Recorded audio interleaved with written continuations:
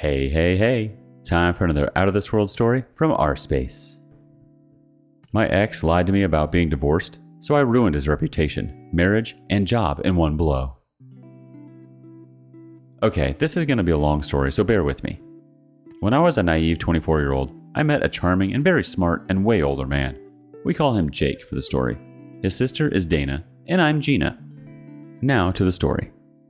Jake was 42, recently divorced, or so he told me, and got a kid that he would see on the weekends. We met online through a poetry website where both of us used to write.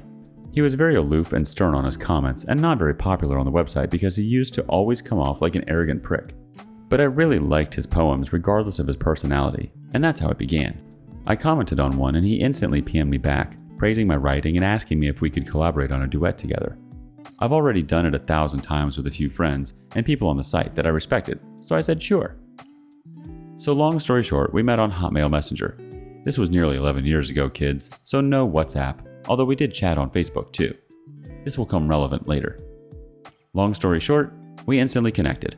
He was funny, handsome, and really sweet, underneath all his bravado. And his dark sense of humor was right up my alley. We spent months pulling all-nighters just talking and writing together. Not humble bragging, but I was pretty popular on the site because I won a few awards, so by association, he became popular too. People started to read Jake's poems and commented, and obviously he got a huge head about it. But I digress. Our relationship became more serious after he confessed that he was falling for me, and I was smitten, so I went along with it. We talked about my recent breakup, and he assured me that he would never lie to me because of course he used that, witch of his ex-wife, cheated on him, and he was devastated until he met me. I was shocked at how bad her ex was, but assured him that I was all in, and I meant that. One important detail about our turbulent romance is that he was in South America, he's from there, and I was still living in Italy, in my hometown. So, after almost 2 years of excuses of how tied up at work he was, I decided to surprise him with a visit. I bought my ticket and literally was like a dream. He picked me up, we kiss, hug, and he took me to his beach house, which would have been my first red flag, but I was dumb, young, and in love. Saying that it would be so much easier and fun for me doing touristy stuff on a beach port than staying in his suburban house with no car. Because I told him in such short notice that he didn't have the time nor the means to take time off, which again is a blatant lie because he was one of the partners of the company. But again, I bought it and off I went on my own almost for the entire week that I was there. He only spent one night with me and the rest of the week just picked me up from whatever it was that I ended up wandering, and we hang out for a few hours, have sex, and then he just drops me off on the house. I know that most of you are thinking, come on OP, just get your head out of your butt and realize what a bunch of BS this is. And believe me, now writing this, I realized how much of an idiot I was. But it gets better. The day before I have to go back to Italy, he took me to dinner with his 6-year-old son and his sister. I was super happy to meet his family and son, but got caught off guard when he just introduced me as his friend from Italy dropping in town for a tourist. Her sister was super sweet, albeit a bit awkward, and his son was adorable. We ate, talked, and off we went. He picked me up first thing in the morning and dropped me off at the airport. Now that you got the full story, I'll get to the good part. 2 days later, and still a bit jet-lagged, I got a very interesting email from his sister Dana. Her email was short and very simple. Dear Gina, I know that you thought I was weird and maybe a bit rude when we met, but it was only because I was tricked by Jay to join the dinner with his kid. He never mentioned that you guys were dating, but after confronting Jake, he confessed and begged not to tell anyone or his marriage will be ruined. But you're such a sweet and young girl that doesn't deserve his deceit. Jake is still married and never left their home. Don't just take my word for it. And Dana sent me pictures of his real Facebook profile, and surprise, the perfect little family. I thanked her and shut down my computer. I was devastated. I really thought Jake was the love of my life and was seriously considering moving there. I spent all night crying and drinking wine until I got myself the worst migraine. But the heartbreak lasted about 12 hours. At 4 a.m., I got up, showered, made a pot of fresh coffee, and started planning my revenge. I was hurt, yes, but also so angry that he not only deceived me, but dragged his sister and his innocent child in his lie. I was at the other side of the world and didn't have the money to pay someone to kick his butt or egg his car. But as my Sicilian father would say to me, if someone slaps you, don't turn the other cheek. Cut off their freaking hand. And so I did. Cue my sweet revenge. I sat down on my desk and turned on the computer and logged into his Hotmail. I didn't have the password, but I knew him well enough to answer his security questions on the section Forgot Password. 1, 2, 3, bum baby. I'm in, and holy crap. This arrogant piece of human crap was not only dating me, but other 2 girls. I quickly logged into his Facebook too because he had everything linked, the naivety. So I quickly changed all his passwords to I'm a prick and discovered that his personal email was also connected to his work account. I dug through his emails for 2 hours. This idiot never erased anything, so he had more than 5,000 emails. Until I found something very interesting. The girls he was also seeing and their very hot email exchanges. Dick pics included. So what did I do? You guessed. I crafted a very lengthy and explicit email with pics and chat logs attached, confessing to Jake's wife, posting as him obviously, begging for forgiveness and declaring how much of a crap person I was, and as a proof of my willingness to change and transparency was sending this email to the girls too. But that I did it only because I was a closeted gay and thought that being a player would help me forget how much I really loved guys. That I was sick of pretending and hoping she could move on and maybe be friends. But not only to them, I freaking copied his entire list of contacts, including the CEO and partners at the company he worked at, his parents, and D of course. This email was perfect. All the pictures and chats, myself included, he never exchanged with any other women. I copied myself on the list obviously as a countermeasure and moved on to part 2 of my plan. I changed all of his Facebook and declared that I was so relieved that people finally knew who I was. The pride flag was his new wall picture, and his profile picture was a Photoshop picture of 2 guys kissing. I created 5 different accounts on gay websites with all his info, included his phone number, and started to chat with a bunch of guys until out of nowhere, this guy sent me, no better yet, he sent Jake a message. Tony was his old uni friend that had always been secretly lusting for him for years, and although I felt bad for this later, I set up a date. Part 3 of my plan. A week after this massive internet blowout and his family and friends angrily calling him all sorts of names and getting fired because his bosses didn't want the bad press. So Jake, trying to make amends with his family and friends, makes a barbecue for his birthday.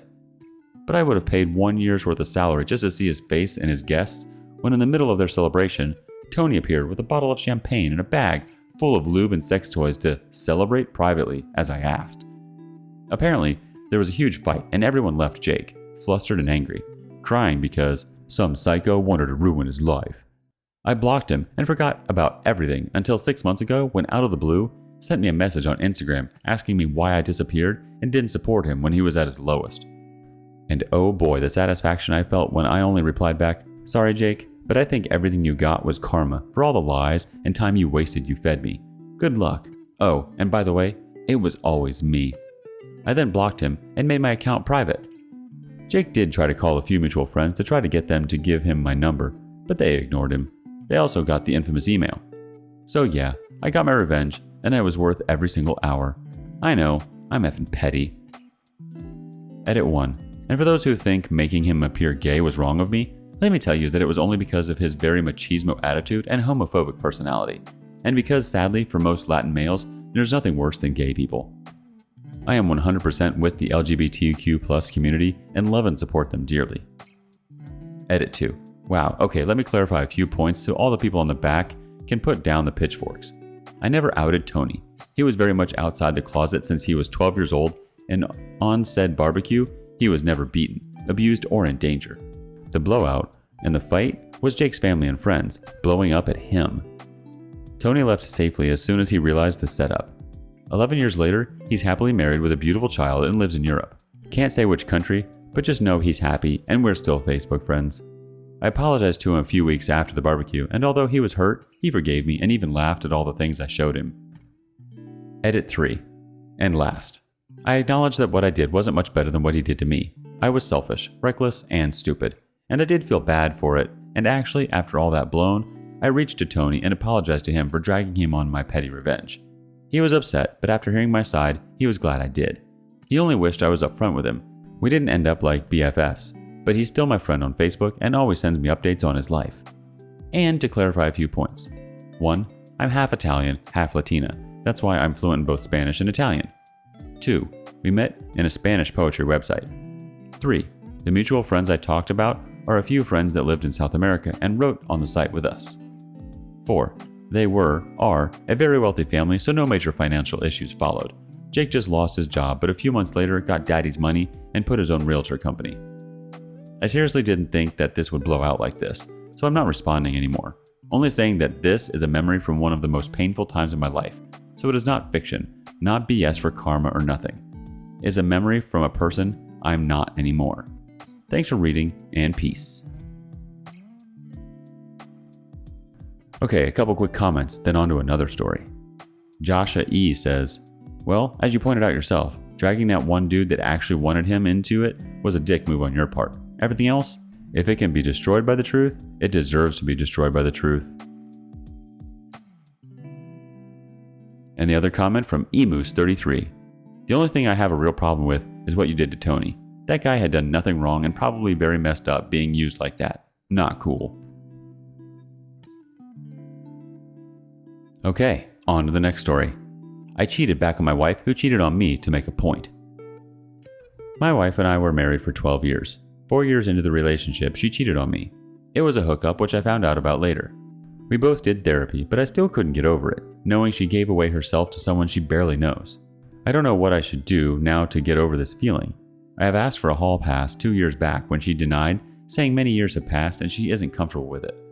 I can't get over it, knowing she got away with cheating and can stay in a relationship with me without any repercussions. Why is it my responsibility to stay faithful while she can stay unfaithful?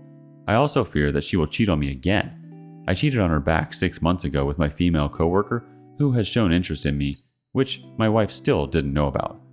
I don't regret my actions as I only cheated because she didn't accept my hall pass. My cheating was more of a revenge cheat than actual cheating. My only concern is whether I should tell my wife about my cheating or not. Even if my wife found out about my cheating and chooses to divorce me, the fault of breaking our relationship still lies upon her. If she didn't cheat, I wouldn't think of cheating on her. I was an honest and faithful one in the relationship for years. Now for a couple of quick comments. Noon Incense says, you should have just divorced her. You were only 4 years into this train wreck. Never lower your standards to get even. Now you're no better than her. You need to come clean and tell her as she deserves to know, especially if you plan on staying in the marriage. You can't live this lie and stay with her. Your marriage is toxic and you should probably end it. None of this is remotely normal. And the last comment from Bucks Mega. Yep, what does cheating on her do for you? So you haven't told her but you're trying to get even? You're going to leave it up to her what she wants to do with the relationship if you confess to her what you did? You're focused on hurting her feelings. What kind of relationship is that? You're never going to let it go. Divorce already.